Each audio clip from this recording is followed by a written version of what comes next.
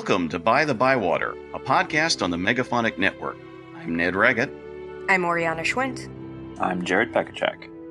And we're here to talk about all things J.R.R. Tolkien, his work, his inspirations and impact, creative interpretations in other media, languages, lore, rip-offs, parodies, anything we think is interesting. Thanks for joining us. Hello and welcome to the 47th episode of By-The-Bywater. Great to be back with you as always. Hope you are having a good February wherever it is in the world you are doing things. And I'm just happy because the leak in the roof here has gotten a temporary fix. The kitchen is no longer wet. This is a good thing. So hope you're all surviving your winters with whatever has been doing. So, I mean, has it been as wet up there for you guys as it's been down here, or is it off and on? No, this has been, for Seattle anyway, this has been one of the driest Januaries in like decades. Oh, it's raining right now, but you know, Yeah. it's been pretty dry. Oh, Portland has been quite soggy. We had like 3 days in a row of sunshine though, and I was like a new person. It was wonderful. I really like coming from LA, where you never appreciate the weather and the sunshine. You know, you get used to it. And so coming up here and really gaining an appreciation for the sun has been oddly nice, even though I have to take vitamin D to deal with the seasonal depression. Trade-offs. Yeah, but you know, you take your little sad pills and it's fine. Literally sad pills. Yes. Quite so. Exactly. You do what you can to get through things. But hey, so, you know, slowly but surely the days get longer, at least if you're in the Northern Hemisphere. Yes. Southern Hemisphere listeners, you know, prepare. It draws in slowly. Sorry, New Zealand. Yeah. Right. Hello, indeed. So anyway, so we will just welcome you all again, and we will move on into our main topic in a bit, but we do have some news, sort of. But Jared, as always, please take it away. It's been kind of quiet on the news front since the start of the year, so this is a bit of a grab bag. We'll first note that the HarperCollins union strike is still ongoing. Once again, good luck to everyone, as the strike will soon enter its 4th month. Yeah.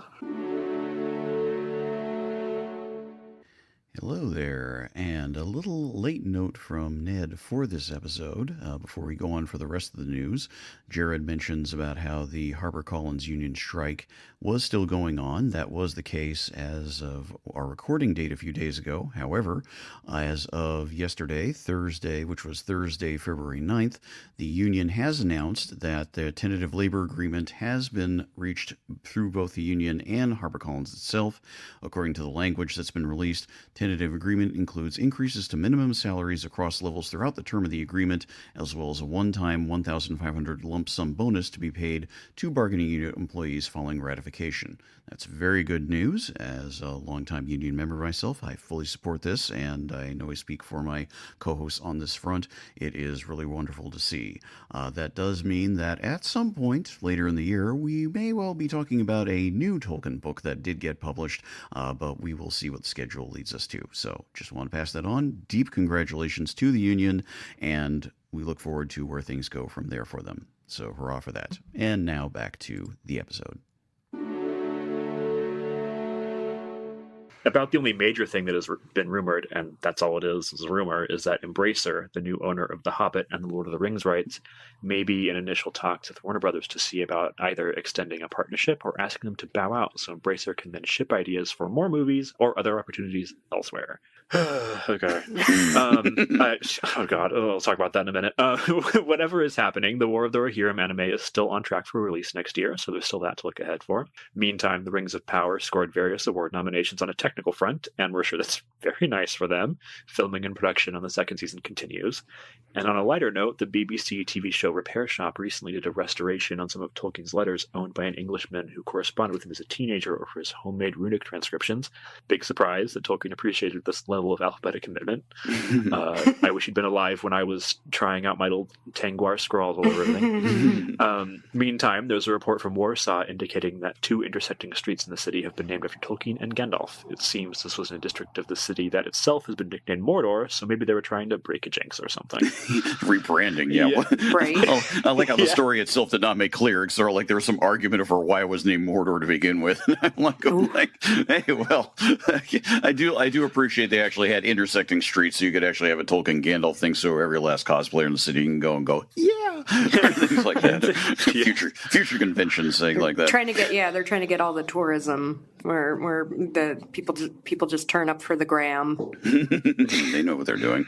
But yeah, no, whatever the murky state of things with Embracer is, it's sort of like, Oh God, I don't want more movie. I know.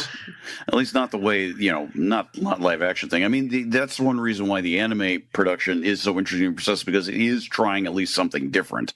And if it succeeds, I'd really, I frankly, if it succeeds, if it turns out well, crossed fingers, I'd like to see more along those lines happen with some of the other, third age material in general, because there's certainly a lot out there. And let's see how they handle this adaptation, but I think we might be a little more on top of things than the other thing going on right now. But we forgot to mention, because it is such a rumor, and I refuse to buy this for a second, but someone somewhere thought it was a good idea to claim that Tom Bombadil is going to be in season 2 of the Rings of Power, which no. And if it is, I may have to kill somebody, which may be not very Tolkien-like, but that might actually get me to tune back in just to see, what are you doing with this, and why? What's happening here? What's your take on Tom Bombadil? And how wrong will it be? Yeah. Right. They weren't good at humor. They were not in the show, and trying to capture it would be, there's one way to do him right and a million ways to do him wrong, and they would not find that one way, except by sheer chance. Stumble into it backwards, that's for sure. So, oh dear. So, but otherwise, a bit of a dry gulch period, which I suppose is unsurprising. We'll just sort of see what happens from here onward. We will throw in that on the casual note. We were talking about this earlier. There was one other sort of news bit about how apparently there's some rubbish firm out there somewhere which advertises itself as Lord of the Bins, and they proceeded to get sued by Embracer or Middle Earth Enterprises or something like that. In this case, it's it seems like they went ahead and go so far as to actually model the font after the font from the Warner Brothers title adaptation. So it's like, well, you're pushing it, but as Oriana was pointing out, you got firms like Palantir and all things out there just riding away and doing things like. Sucks.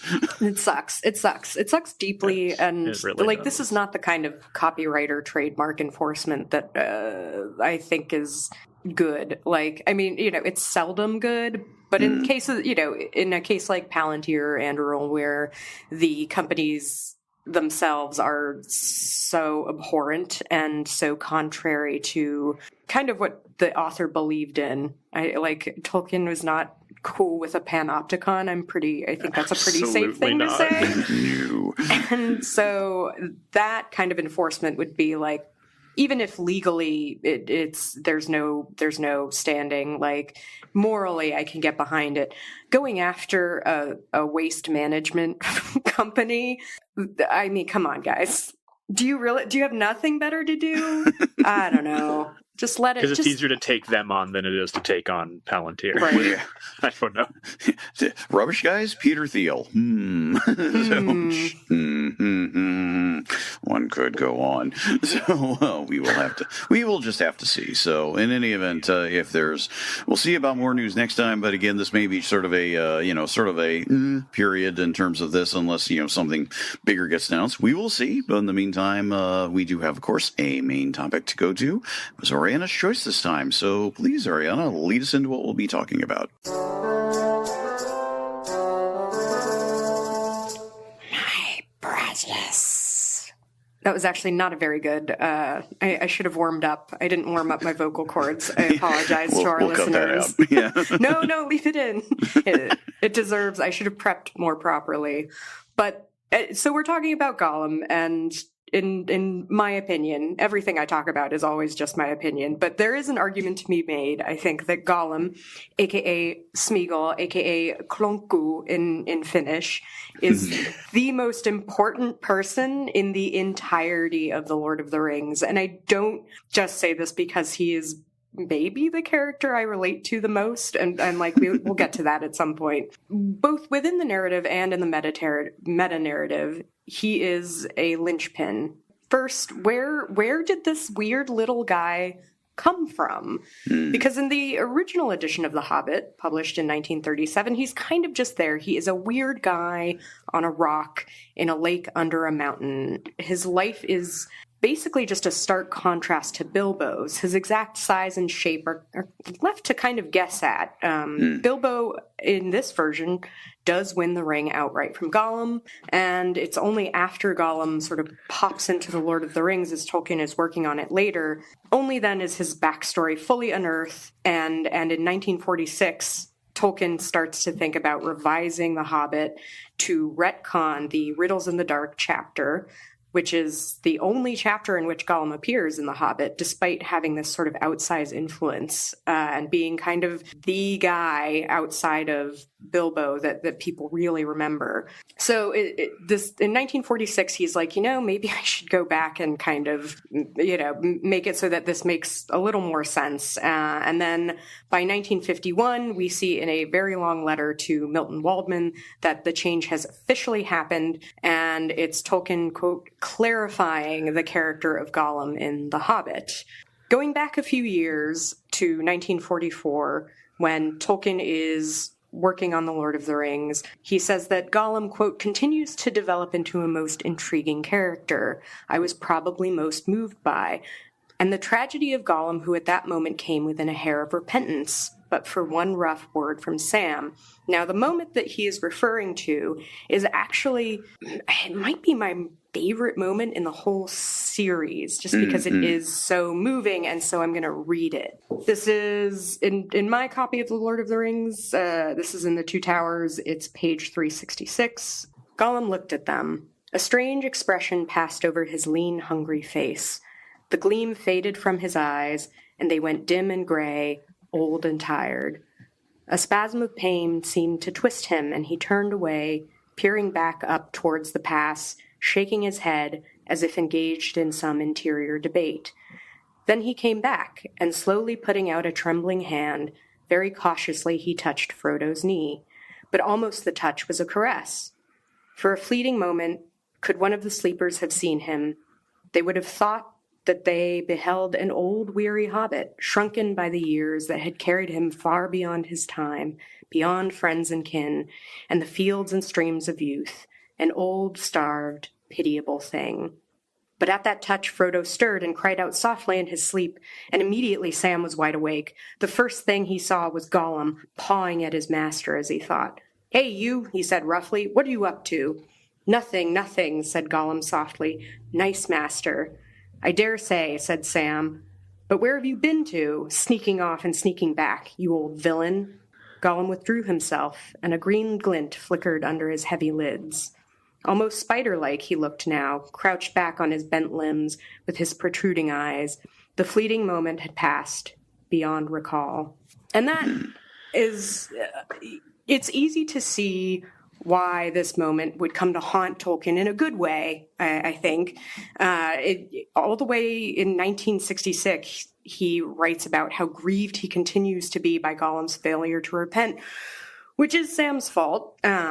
Quote, "This seems to me like the real world in which the instruments of just retribution are seldom themselves just or holy, and the good are often stumbling blocks." With that, I just read for a very long time. I do want to ask if you kind of agree with Tolkien's opinion of his own work, that Gollum, though pitiable, ended in persistent wickedness, and the fact that this worked good was no credit to him. What do you guys think of that? Do you agree that Gollum doesn't kind of deserve any credit in the end? Jared, you want to go first there? Oh, that's a much tougher question than I was anticipating for the. Yeah, I agree. This is kind of very. We're going into the deep end. Yeah, I totally thought it was going to be like, let's start talking about he's a hobbit or whatever. He's so cute or something. I don't know. Yeah, I mean, in those terms, yeah, he kind of doesn't deserve. It's like he continually makes choices, and it's not always his fault, especially because he has just been like ground down his entire life by the ring. Like he's not, in a way, he's not culpable. But in a lot of ways he is, because there are a lot of times where he still knows what he should be doing and he just doesn't do it.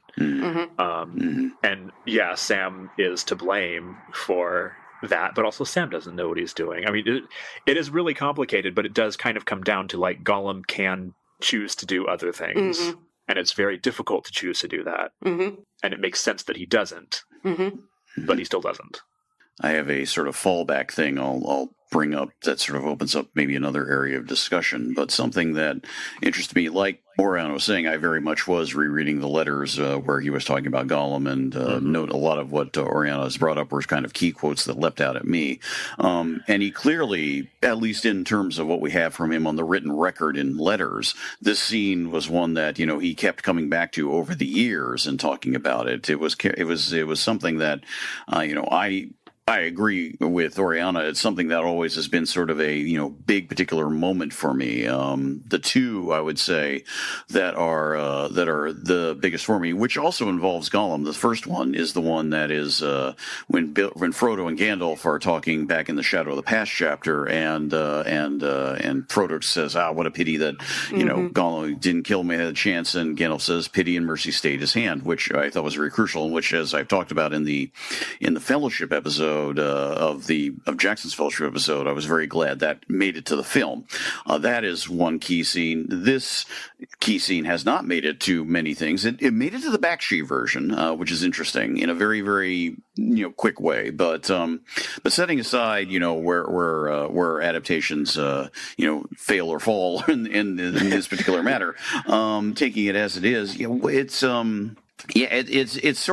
it's almost the climax to his story, which is worth talking about. It really is. It's sort of like, after that, there's nothing more. And Tolkien phrases it like that. And it's clearly a case where he seems to be, especially in response to some of the deeper questions going on. Like I had forgotten, for instance, that one of those letter writers was saying, hey, Frodo is hailed as a hero, but didn't he fall at the end? And I'm like going, that's hard, but that's kind of a thing to point out. And clearly Tolkien was sort of like trying to sort of take apart his own psychology in the story. It's interesting to see how he almost falls back on opposed to saying that he's recording a story rather than actually creating it. It seems to be a sort of interesting distancing for how he's handling this particular sequence and element.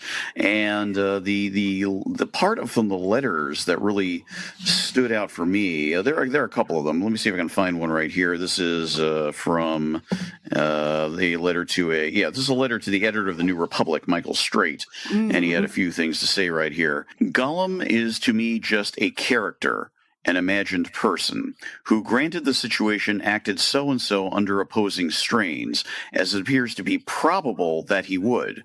There is always an incalculable element in any individual, real or imagined, otherwise he or she would not be an individual but a type. Now that's a really interesting quote, given that so many observations or things on Tolkien are that his characters can seem to be types. It's almost sort of like he's recognizing this and going like, yeah, but there's something more. There's something else here, There's something different going on, and then he goes on to say, I think it's a little bit later in the letter. Into the ultimate judgment upon Gollum, I would not care to inquire. This is referring to Gollum's eventual tumble into Mount Doom's lava. This would be to investigate God's privity, as the medievals said. Interesting choice there. Gollum was pitiable, but he ended in persistent wickedness, and the fact that this worked good was no credit to him. His marvelous courage and endurance, as great as Frodo and Sam's or greater, being devoted to evil was portentous but not honorable. I am afraid, whatever our beliefs, we have to face the fact that there are persons who yield to temptation, reject their chances of nobility or salvation, and appear to be damnable, which I thought is very sort of, he puts that in quotes too. So, and it's interesting how he's sort of like, he's having created a character, he's passing a moral judgment on it as much as he can, but he's trying to do so from a sort of outside removed viewpoint and claiming that he doesn't really know. It's a really tangled thing. And I think in some respects, he does obviously go into Frodo and Sam, I should say obviously, he does go into Frodo and Sam and judgments and discussions further in this letter and elsewhere. So it's not like Gollum's the only character he thinks about, but I think Gollum is such a fascinatingly unexpected character that Tolkien's meditations on him really ring interesting to me, precisely because they're not the hero. It's sort of like, how do you deal with a villain as described? How do you deal with a villain that is the most personified villain, you could argue, of the entire story, who's not entirely a villain? What do you do? That's precisely what makes the story so incredibly fascinating. So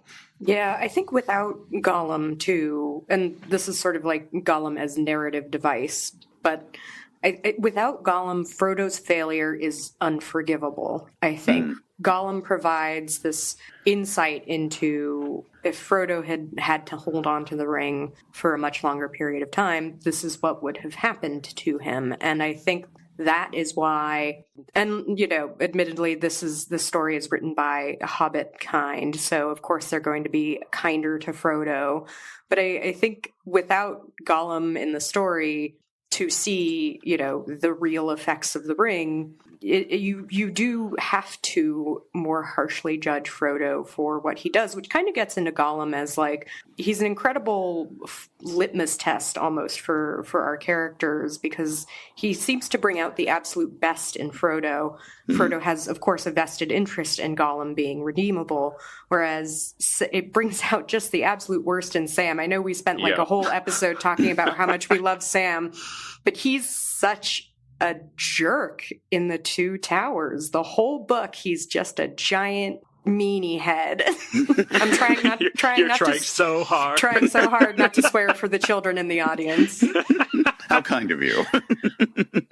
That is so interesting, though, like why Gollum does that. Why has that effect on Sam? Like, why does that happen? And I know that I'm tilting more into talking about Sam here, but like, what is it that Gollum sees about the or what is it that Sam sees about the Frodo-Gollum relationship that drives him so nuts?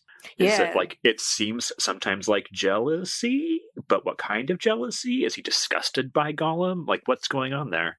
It is a very complex reaction, a very layered reaction. That is why it's always interesting to see people talk about how Tolkien's characters are just kind of archetypes, etc. When it's like, no, there's like Sam's reaction to Gollum alone is it's so much to unpack. Yeah, exactly. Yeah, I think a lot of the time his character writing comes across as thin because it's not announcing itself. So nobody is sitting there having long introspective passages or whatever about like, oh God, the curtains represent my infidelity or whatever. Like there's none of that, so you don't necessarily think in those terms. But when you actually dig into like why they're doing what they're doing, it's like, no, these are full characters. It's interesting because something I didn't have the chance to do, and there may be something more to this, is I was hoping to maybe get a sense of this, maybe from the letters, and there's probably more that's been said about this in criticism elsewhere, but trying to get a sense of who Gollum's, forebears in creative or literature and all that, who exactly are they? And that's something that I really wonder about, because that's kind of the thing. It's sort of, and I'm reminded of Andy Serkis's reaction that he tells when he got the word that he was, but there was a potential role that he might be up for, and says like, and to paraphrase the story, he says his agent contacted him, maybe a voice only role. They're doing Lord of the Rings, you'll be doing Gollum. He's like, oh, I doesn't think that was interesting. And then he sort of looks into either the books or the script that was sent to him, and he realizes, oh man, this character is amazing. and it's something that when you compare it against let's say all the members of, let's say, the Fellowship, or figures like Theoden and Denethor, to a one degree or another, they're all kind of recognizable, and you get a sense of where they can come from, what their literary forebears are, what their mythic forebears are. Gollum is initially just a random monster, essentially, in the Tolkien cosmology. He just sort of emerges classically whole cloth in the Tolkien way. It's sort of like Bilbo's going along, and then he stumbles across an obstacle. And in the context of the original Hobbit, he is indeed very much kind of goofy. He is just sort of like, it's sort of like, oh, he'll threaten to like eat you and all that, but Bilbo just kind of outwits him with sneaking the ring, and Gollum's just sort of like, okay, shrug, I'll take you away. It's sort of, it's like there's no real threat there, just sort of a random little encounter, and Bilbo's got a little lovely magic ring that he uses off and does things with. The transformation of Gollum is sort of like Tolkien recognizing that this random character he's come up with, who speaks in a sibilant way, suddenly is, it's miles removed. It's so far removed from where we end up with Gollum at the end of it. It's a striking retcon. It's a striking self-retcon is really what he did. It really is. It didn't occur to me for some reason until thinking about this, talking about it for this episode, that like that's like this character, this one chapter character from a kid's book becomes one of the most nuanced, interesting characters in all of like fantasy literature. Like this is like taking the fish from Cat in the Hat and turning it into I don't know. Wow.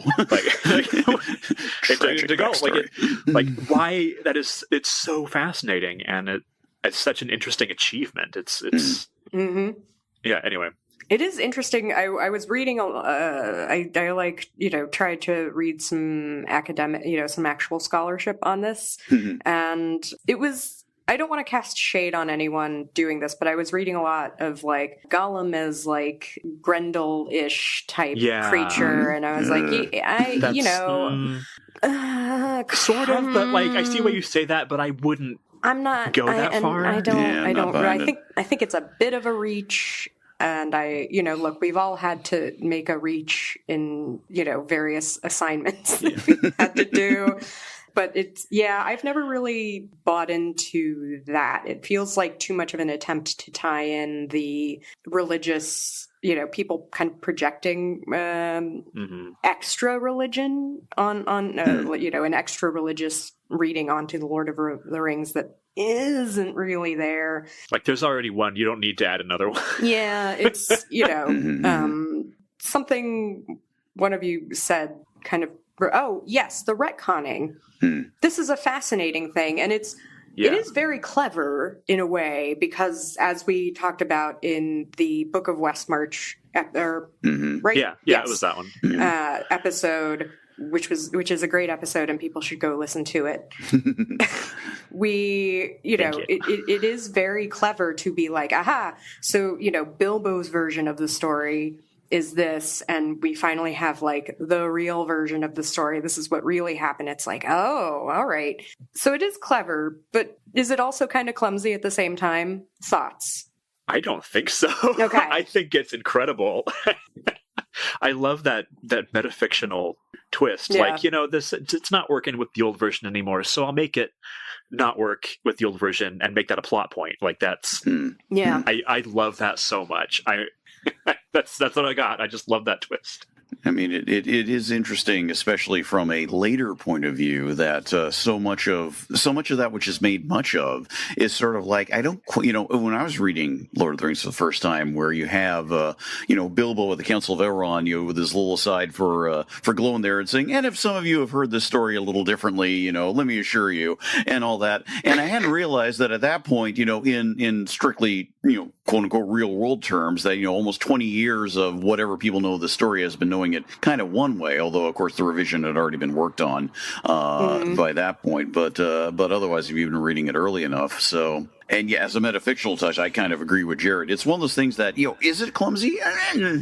But was it something that wasn't, when I say retcon these days, just makes me think of how many times can you endlessly reboot a Marvel or DC universe or things like that. This is more just sort of like somebody realizing, oh wow, It's sort of like the creative process has gone to the point where he's realized that the character as it stands just can't do it, and he doesn't want to put in a new character, and strictly speaking, he can't put in a new character. So you could argue that, yes, he has maybe clumsily painted himself into a corner, but he did so incredibly unintentionally. But then he built a wonderful window to get out of. Right, yeah. He found a way to exactly bridge or move or, send the metaphor a window, indeed. Yeah. And that's... If it had been, I think it would have been clumsy if he had just been like, Bilbo, I was lying. Like, that's when you find out, like, I was lying. But having it, like, actually revise The Hobbit for later editions and have that be the truth, I think is, like, that's such a move. And real power move.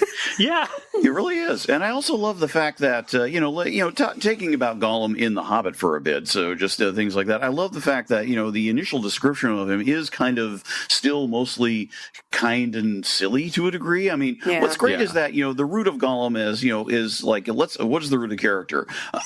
A cave and there's some little slimy creature down the bottom of it. That's a classic. Like bat wings and stuff. Like, that's just a gross little guy. He's a weird little guy. Yeah, he's the trope of a move is what it is. This is one of those things like, sure, of course it's down there. The advantage of Gollum as initially conceived is that you don't have to leap that far from it and just draw on anything. So it really, I was talking about, where he comes from. In terms of that, he's just kind of there. We don't even, it seems like he's always been there, which of course is part of, the later issues we find out. And I love bits like we get the aside from the narrator about about how he just recently grabbed an orc imp, how it squeaked, and we had it, and I'm just like, okay, there's a whole nother world here where it's just where Gollum is just sort of this little goofy, shadowy guy who knocks off little goblin imps or whatever and things like that, and nobody really cares except for the goblin imps. The goblins don't seem to care. They just know he's down there, like, whatever, just let him alone. They're like, we don't go there anymore, except when the Goblin King needs fish from this stupid lake. Like, okay, exactly, that's right. He's like the creepy neighbor down to the basement flat that you're just sort of like, just work around him so we can get to the washer and the dryer. That sort of thing is what it is. And he does function just on that level, of course, in the original text. But his transformation, it is, again, something that occurred to me just now would have been interesting if Tolkien had gotten this far, which of course he did not. And I totally understand he did not. If he had done the full early 60s revision of The Hobbit that he started, and he did do the first 3 chapters where it would be more, quote unquote, in line with the Lord of the Rings style. And as I said before, what happened is a friend of his read it and said, like, this is good, but just not The Hobbit. And Tolkien thought, you're right, and just gave up and didn't go any further. So he didn't get as far as the Gollum chapter. The correct decision. Yeah, completely correct decision. So important. It's so important to know when to give up. Yeah. That may sound anti-motivational, but it's completely true. Know when to cut your losses, creatively or otherwise. Because otherwise then you end up spending 40 years doing the exact, just bashing your head into a wall. No. I mean, but that you can always quit.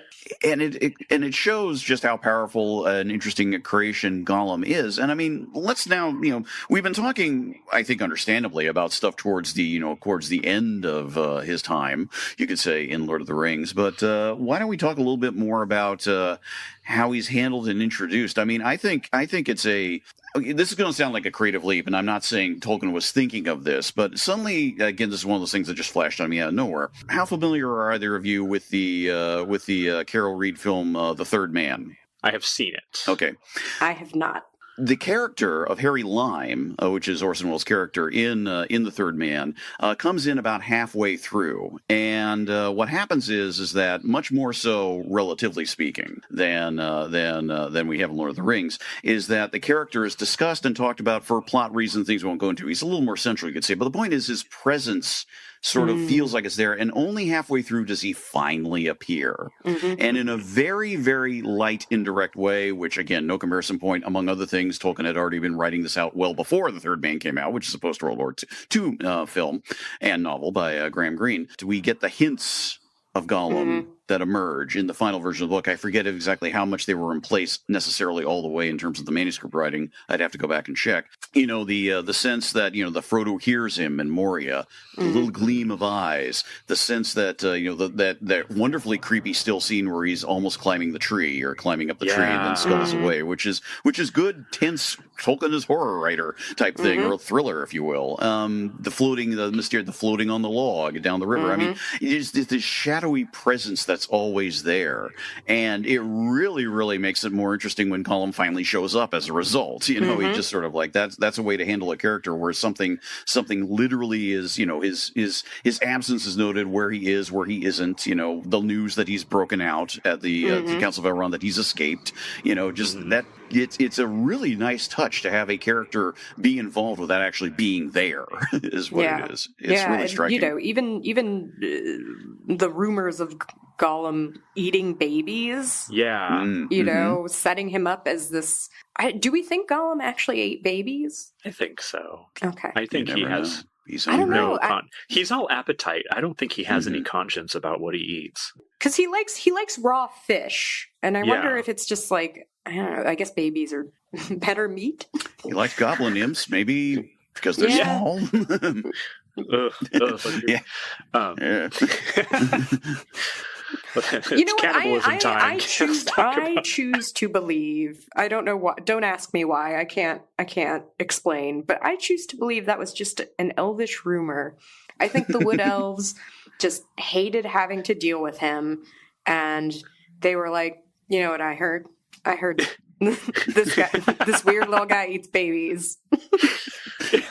Elvish propaganda. I knew it. That's my opinion. I don't know. I do think he is. I think he does eat babies, just because he is all appetite. I think we talked about this in the food episode, maybe, but like appetite and eating are a constant thing, and like the hobbits are like constantly hungry, but they cook it. They don't. They're more civilized. Whereas Gollum has been so ruined by this, you know, this shard of demigod's soul that he wears on his finger, that he's like, he doesn't care anymore. He's he's hungry. Whatever is nearby is what he's going to eat. Kind of, it's similar to industrialization in a way where they're just going to use up stuff because it's there and not even bother with what it could have been or what it is or whatever. They're just going to use it. And it's a similar kind of thing. And that's what makes arguably the encounter scene when, of course, he finally, well, you know, Frodo and Sam, you know, having realized it's still tracking him, they finally decided sort of like, okay, let's just, you know, be done with this and end up taking him captive. Just sort of sense that a cycle maybe is being broken to a degree. The first tying him up, of course, with the rope, and then, you know, when he just reacts with this sheer soul torment that it's hurting him beyond all measure, and then choosing to let him go, and you know, and then having the loaded oath that is sworn and everything there, this sort of conditional thing, and then Gollum sort of becoming a new person, it seems, after that, at least for a while. I mean, this is something I was hoping to see something of in the letters, and I didn't see it necessarily. But I think it's been pretty obvious. I mentioned some episodes before about the question of can we judge Gollum, and questions of mental illness has come up as we understand it now. But the other thing that I think has been more truly argued about, and I think understandably, is the idea of, you know, addiction and the framing of Gollum as like an ultimate a hyper addict, you know, something you can project all your things of somebody who's in thrall to something, seemingly can't find a way out. How do you do that? Is it tough love? Is it therapy, etc.? Which is, of course, a very American, shall we say, projection of our thing onto something that was created by a guy who was born in Victorian Edwardian England, and as far as I can tell, didn't really ever seem to have any sort of sense of working on that level, at least consciously. I really don't sense any of that at all. I sense, of course, how he works in terms of trauma and in terms of the accumulated memory and things. That very much is clear. But I don't really get a sense that Tolkien was actually trying to write a character like that, and yet the character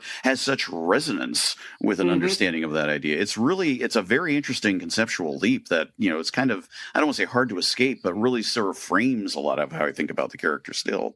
Yeah, I wonder if some of that comes from, like, you know, the ring of power is power itself, pure, unadulterated power. It's very easy to make the leap from, like, you know, I think, you know, Tolkien is writing about the effects of power on anyone, you know, everyone, and its draw and how easy it is to become addicted to power in, you know, the way that he kind of understood that.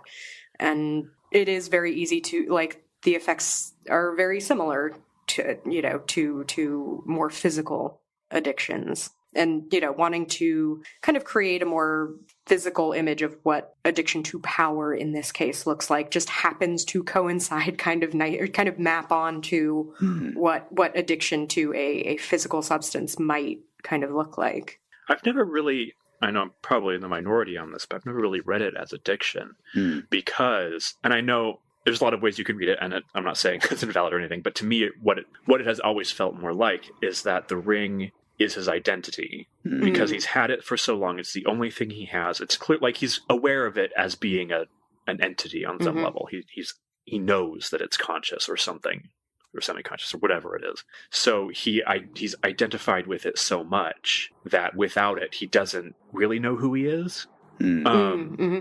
So it feels like a weird way to, he's looking for part of himself. He's looking for his other half in a way. And it doesn't, in the book, the movies do play it as an addiction kind of thing. But in the book, to me, it's more like he just needs it because he's identified himself with it so strongly that that's all that there is. It's not even that it is power. It's just that this is his other self, whether it really is or not. And, definitely isn't. But he's looking for that part of himself and never really gets it. Yeah. That makes me think of David Foster Wallace quote. I think it comes from a piece he was writing on a tennis player. I cannot remember the name off the top of my head, but I've always remembered this sentence where he's talking about how, it's the kind of love whose measure is what it has cost, what one has given up for. Yes. And I think that definitely applies here. Gandalf said he loves and hates the ring as he loves and hates himself. Yeah. It is interesting too. It's also a tie, the ring is so inextricable from Gollum's past, the way that it was his downfall. It was the cause of his ejection from society. And also, the first unforgivable act that he did, which does actually, so a bit lighter, I guess. Talk about murder. Let's talk about murder. No, let's talk about Sméagol and Déagol. Yes. Because that relationship is fascinating to me. Well, they're obviously boyfriends. Well, that's the thing. So, it just feels so. Gollum feels so obviously that feels like a queer relationship. Because specifically, a man calling another man my love really sticks out in this world. Merry and Pippin don't do it. Sam doesn't do it for Frodo, nor Frodo to Sam, or Bilbo Says to he Frodo. loves Frodo, doesn't call him my love. Exactly. There is a difference. And I'm sure, 100% sure that was just Tolkien attempting to preserve Gollum's particular argot and provide a bridge between Sméagol and Gollum. But what? But also, it's really easy to not to be no, they were boyfriends. Yeah. Well, whatever relationship it is 100% abusive. Where Gollum is the taker, and when Déagol refuses this thing, then it's no, you can't. Yeah. You owe that to me because I'm the one in charge. And then it's it just reads as a little brief snippet of the worst gay love story in history. Yeah, I know. Oh no, the toxic gays, they're so toxic that one murders the other one over a birthday present. It's an interesting inversion of the Frodo and Sam relationship where Sam at no point is give that to me. There's okay, this is feel free to vomit after I say this, but the power of love can defeat the ring. I feel better already.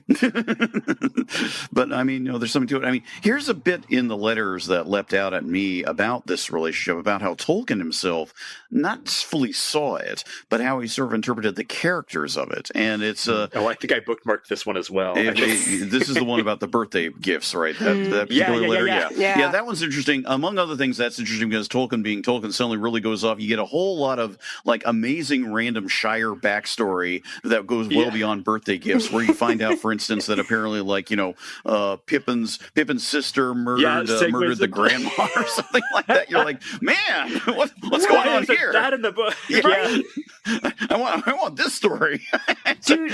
This Ned, we will get back to you in one second, but I do Shire murder mystery series, gentle British investigator. I mean, we got the models right there. We got Midsummer Murders, Rosemary and Thyme. I tell you, all of them. The path is laid.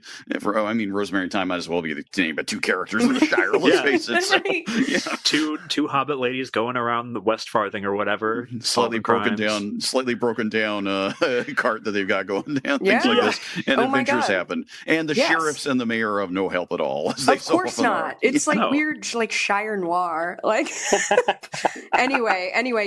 Back to the letter. Back to the point. So here's the segment here, which says a lot about both Sméagol. So in basically, someone had basically the context here, which is explained by the editor. This was a reply to a reader who pointed out apparent contradiction in Lord of the Rings. That in the chapter "A Long Expected Party," it says hobbits give presents to other people on their own birthdays, yet Gollum refers to the ring as his birthday present. So it was like, is there a contradiction? Etc. I won't go into the full details here, but anyway, so while he's doing all this, and so to read this as well as an appended note that Tolkien himself wrote in this draft. Custom did not demand costly presents, and a hobbit was more readily flattered and delighted by an unexpectedly good, in quotes, or desirable present than offended by a customary token of family goodwill. A trace of this can be seen in the account of Sméagol and Déagol, modified by the individual characters of these rather miserable specimens.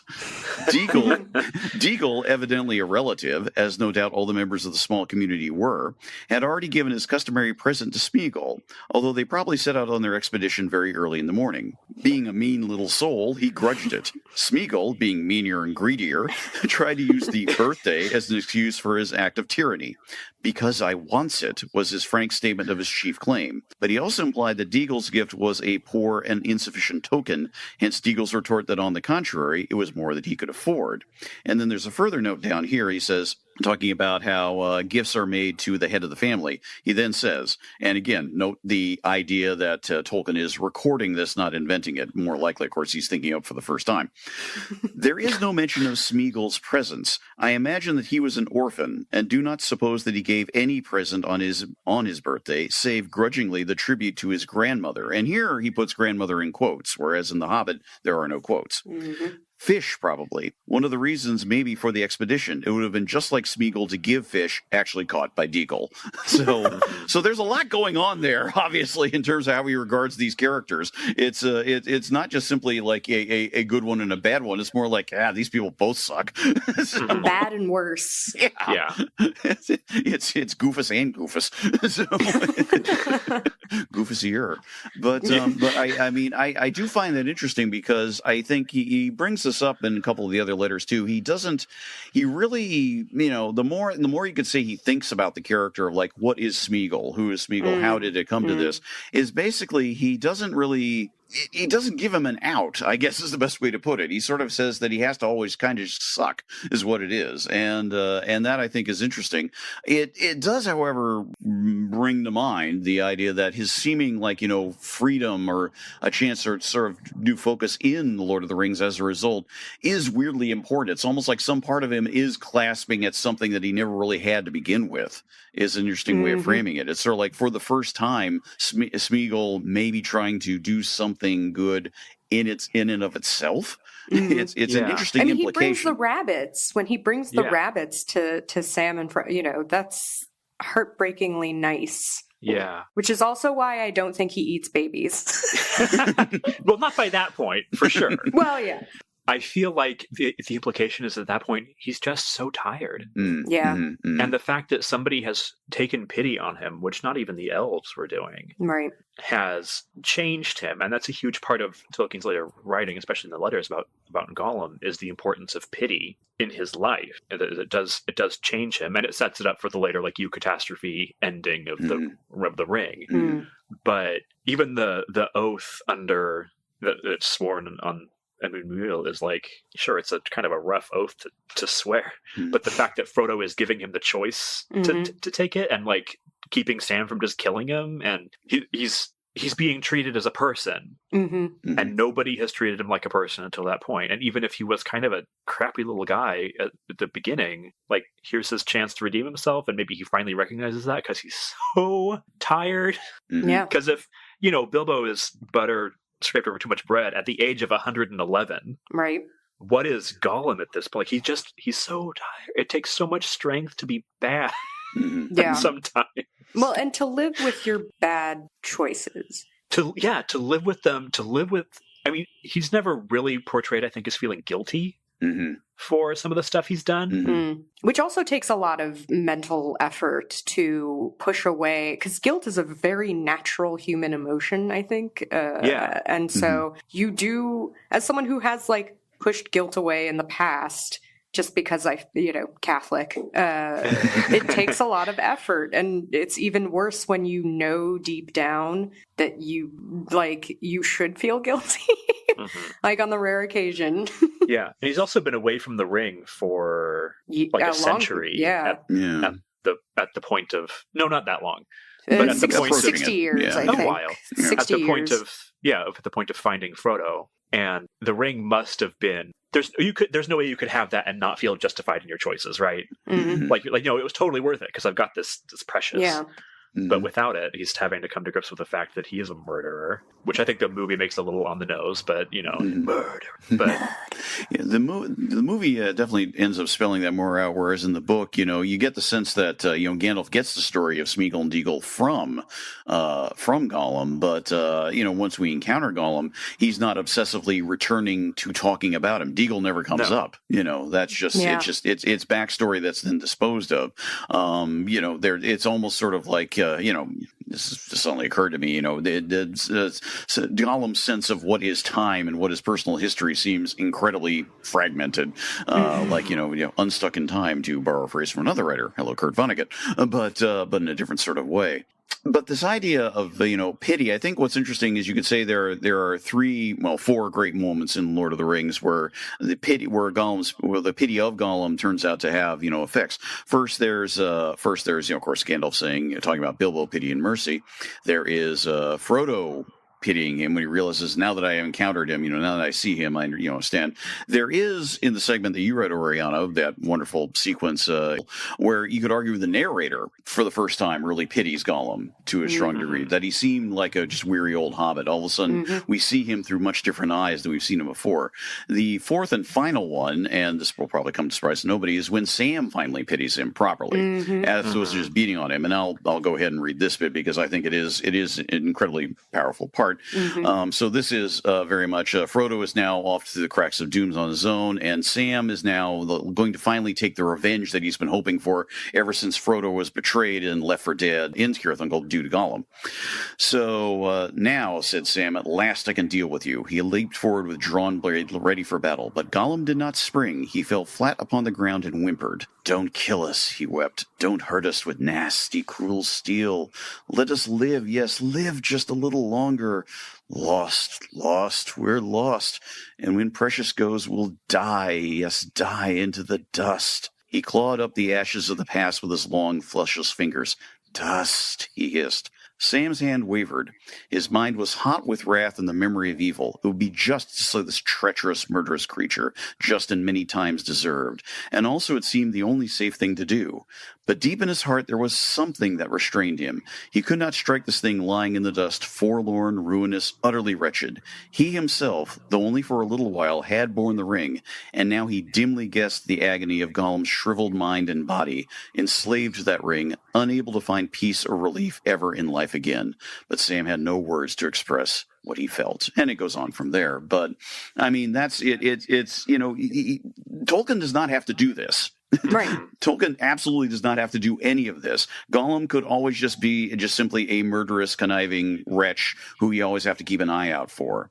But he never, as far as the narrative goes, even up towards the end, he always allows that in. And of course, even after he's gone, Frodo says to forgive Gollum to Sam, just sort of like even after his wounded hand saying, what he did is important. And that, maybe this will be the last thing I bring up on, we're keeping an eye on the time. We should think about starting to wrap up in a bit here. There's a very interesting passage from the letters that I had not fully understood. Let me rephrase that. I had not fully remembered until reading again. And this is from the letter. It's a fairly long one from 1963 to a Miss Eileen Elgar. Basically, he addresses the scene, the Cirith Ungol scene. What if Sam had not reacted so cruelly? What if Gollum had in fact realized, oh, I'm betraying him, what have I done? And basically things took a different path. What if somehow Gollum had found a bit of redemption? So talking about Gollum's repentance is blighted, and all Frodo's pity is, in a sense, wasted. Shelob's lair became inevitable. This is due to the logic of the story, in quotes. Sam could hardly have acted differently. He did reach the point of pity at last, that sequence I just read, but for the good of Gollum, too late. If he had, what then could have happened? The course of the entry into Mordor and the struggle to reach Mount Doom would have been different, and so would the ending. The interest would have shifted to Gollum, I think, and the battle would have gone on between his repentance and his new love on one side and the ring. Though the love would have been strengthened daily, it could not have wrested the mastery from the ring. I think in some queer, twisted, and pitiable way, Gollum would have tried, not maybe with conscious design, to satisfy both. Certainly, at some point, not long before the end, he would have stolen the ring or taken it by violence, as he does in the actual tale. But possession, in quotes, satisfied, I think he would have then sacrificed himself for Frodo's sake and have voluntarily cast himself into the fiery abyss. Emphasis on the word voluntarily. Now, that's a really interesting alternate read. Yeah. And I don't think that's a bad ending to this story. It's not like I prefer the version that version to the one that we have, but I do like it. Mm-hmm. Yeah, I like it as a might have been, but I also the moments of pity that you get with Gollum that wouldn't happen with that storyline are so powerful. Like the consistent response of people seeing him and going, "Oh no, I feel sorry for this monster." Is really beautiful. Asking you to have empathy for this thing that you know has killed a ton of people, and it would maybe be right on some level to kill him. But maybe he doesn't. You don't have to. You can hope that he'll be better. But also, like your empathy is not contingent upon his redemption, and I think that is really important. Yeah, like you should feel sorry for people who are miserable, even if they have also done bad. Right, yeah, and even if they may never do another good thing in their life again, like they but are you can't know that they won't, so you have to extend that hope to them. And I mean, you could probably maybe argue that that's not correct, but that is, I think, the argument is being made in the story, and I think that is a beautiful thing, whether or not it's even practical. Like, yeah, I mean, what's interesting about that passage, that confrontations, don't let us die into the dust passage, is precisely because Sam, up to this point, it's kind of hard to say it. We all love Sam, and yet you could argue that up until this point, but especially in the sequence from Cirith Ungol onward, is incredibly self-righteous. He knows what he hates, and Gollum has been encountered at bits and pieces before. He knows he's out there. There's sequences in the Morgai, it's sort of like that he's being followed along. It's sort of like, finally, and then he's finally there. So it's something that's been burning out. It's like, I know what I'm going to do. I mean, there's that bit earlier in the novel. He says, well, no matter what else happens, I'm going to, he's going to track down Gollum even in a dark corner and kill him. He's sort of like, this is what I am going to do, and I know I'm going to do the right of it. And when it comes to the moment, I think Tolkien is clearly just pointing out, you could say Sam's essential goodness, you could say, sort of almost like he's snapping out of it, but it's something that he doesn't make it seem like he just simply sees him and changes his mind. He suddenly gets a glimpse in, and he vectors in the possession of the ring as the way to sort of have that point of connection and continuity, which is very interesting. So to bring that up, back to that question of, is he responsible for his actions, I guess, when Sam is able to look at that and go, no, I get it. Yeah. Barely, but I do. That this thing has made you so miserable that, like, after reacting to Gollum with disgust, especially, and hatred throughout the entire thing, all of a sudden he's like, no, wait. Yeah. You poor thing. And it is interesting how, you could say Gollum's afterlife, you could say, in the rest of the story, he isn't really, he's barely touched on for the rest of Lord of the Rings, as nobody written. has a tidy speech about, like, well, the tragedy of Gollum in the end was that yeah. It's sort of like, there's the note that Frodo says to Sam, just do forgive him, even as the end is coming, because they're still on Mount Doom, trying to avoid the lava. But then after that, it's more just sort of the damage that's been wrought, the literal missing finger, and more than that, it's sort of like, Gollum. You do wonder But, again, this is Tolkien. He doesn't really show, how much did Gollum just shadow in Frodo's mind. It's one of those things you almost have to draw your own implications. But having said that, again, keeping it on the time, we should probably wrap up here. And so, Oriana, is the one who picked the topic. Do you have any sort of final thoughts or things to end on for now? Yeah, I think the reason Gollum resonates so much for me is because he does. And again, there is an argument to be made about how much choice Gollum has, after he takes possession of the ring. But Gollum has just made bad choice after bad choice after bad choice, and he continues to do so. He is, if anyone has seen, Everything Everywhere All at Once, Yay. he is the worst version of himself. Yeah. And I just find that extremely resonant, and that's one of the reasons he sticks with me so much.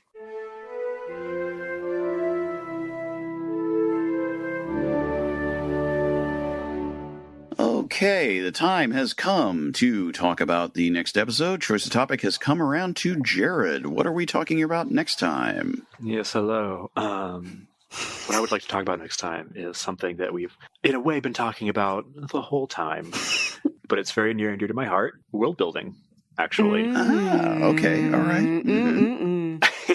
Because, in a way, Tolkien is the start of world building as a concept. Not the only start, but certainly the popularizer of it. And it's, it's going to be another big swing. We're going to not cover everything. No. But I want to get that out there for the people. Thank you for your elegant introduction to it. So, but more seriously, I mean, that is a term that itself is so incredibly plastic, and what does it even mean? I think I mean, this will come up next month, definitely, but I think it's overused. I'm very irritated by people, by people talking about it. But, it's amazing what people consider as world building when it's like, no, that's just the story. Yeah. Or it's... We'll get to that. We'll get to that. Let's not give it all the way now. We got a month to think about it. So this is the prologue. There you go. But something to think about. Do Google searches for the term. Amazing what you'll run up with, I'm sure. So, all right. Well, we will get to that in a month's time. We may have more news in a month's time. I don't know. God, I hope so. We have news on various fronts. We will say that. We will be approaching more details of our 50th anniversary episode. It's coming together, and we can say that we will say this much right now: it will be a live episode with all three of us in the same place at the same time, and there may be more to it than that. Hint. I will simply say that if you happen to be in Portland, this might even be more helpful, but that's all I'm going to say for now. Still nailing this down, but it is on the verge of happening. So we'll have more details soon enough. But in the meantime, as before, the state of our social media is for the show itself is in flux, but you know where to find us if you've been listening to us. And as we said last time, we can be reached at our various spots, whether on Twitter or on Mastodon or elsewhere. Do consider joining the Patreon. Join us on the Discord. It's a lovely plot. And there is much more we could say, but, go back to last episode and hear that and hear all the other episodes. They're good. But more seriously, thanks again very much for listening. We do appreciate it, and we will talk to you all next time. So until then.